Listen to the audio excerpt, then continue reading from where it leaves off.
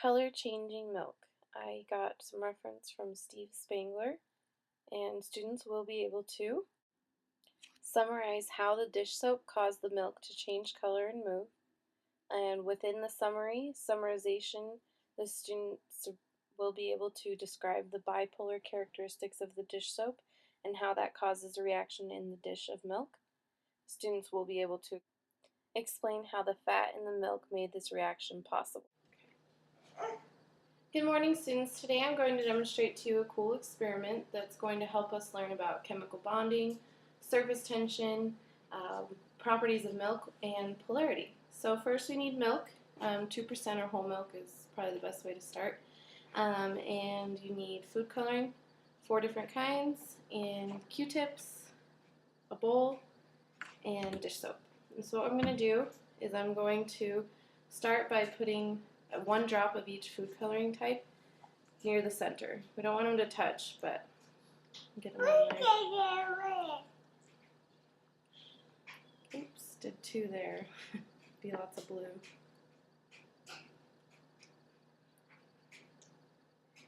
Alright, the last one. And then what we're going to do is I'm going to show you what happens when I just stick a clean Q-tip, nothing's on it. And so, see a little bit of movement. I broke the surface tension. But now we're going to try this with dipping the Q-tip in the Dawn soap. Just going to dip a little bit in there, and then watch what happens here. So now the colors are spreading, and we're going to talk about why this is happening and what else we can do with this. And we'll try one more. Do a little bit more soap and see if it keeps going. So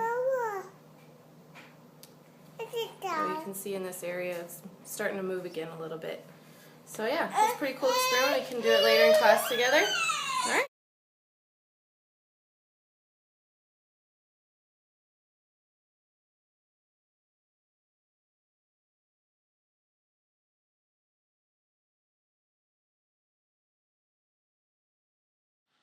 This demo is called Color Changing Milk by Page Scheme.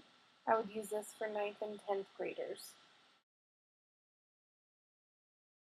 These are the materials needed for this demo: milk, medium-sized bowl, dishwashing soap, Q-tips, and food colorings, 4 different colors. For you fellow teachers, I've provided a breakdown of the how-to directions to complete this science demonstration. And I apologize, you may have to pause this video to write down or copy down these directions due to time shortage. You will need to reference these points about milk properties to help explain to your students why this reaction is occurring. You may also want to reference these points about dish soap and their properties to help your students understand. To connect this to a larger lab, you could include more types of milk and other liquids. Do the same exact above steps, except demonstrate using other liquids like half and half, skim milk, water, olive oil, rice milk.